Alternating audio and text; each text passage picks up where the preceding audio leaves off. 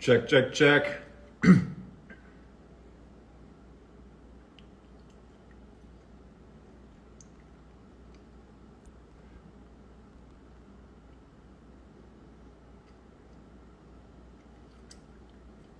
Yeah, what's up? Can you guys hear me? All right, good.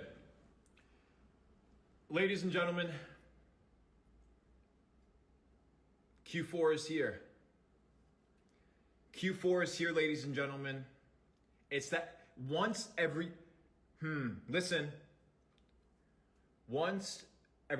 months, a time comes where businesses have the opportunity to position themselves extremely well for the next year. Yes, money's tightening. Yes, we're in a situation whereby consumers aren't spending as much, but Q4 is an opportunity for a lot of you guys to take your business to the next level. So this data set is to encourage you guys to start stepping up your game with regards to planning Q4. Now, what does this mean? A couple of things. For the people that are running e-commerce businesses, you need to make sure that one of all, if you already know what you're going to be generating, more or less ballpark in November, December, you need to be buying the inventory right now. Why? It's going to get more expensive. If you're drop shipping in December, you need to understand that you can't be buying product in December. So hopefully you've been planning for a winner for Q4. Anytime you're in any sort of business, Q4 is a huge time. You need people planning for Q4.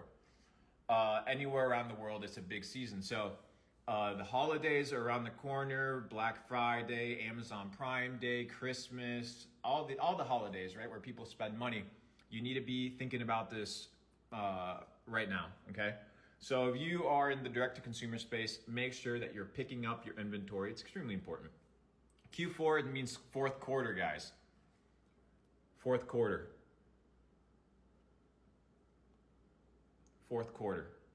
So if you're in a situation whereby you're not positioned well, it's going to cost you money, it's going to cost you time. And then remember, in February, it's Chinese New Year. Around that season, you need to make sure that you are stocked up with your supplies, with your product, your inventory, because China kind of shuts down for an entire month. So ahead of the curve, the data set is winning is in the preparation. Winning is in the planning. If you don't plan and you don't anticipate, you always are playing the catch-up game.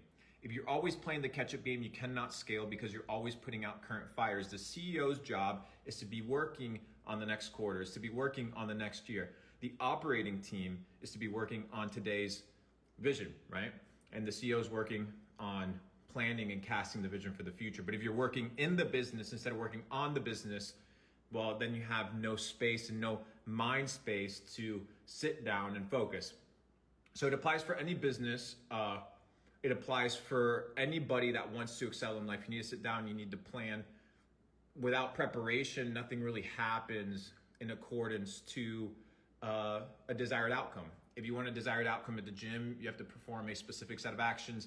If you want a specific outcome in business, if you want a specific outcome in a recipe, you have to follow a specific set of steps. It's the same thing in business, my friends. So without further ado, anticipation planning is the secret to sustainable success. Why?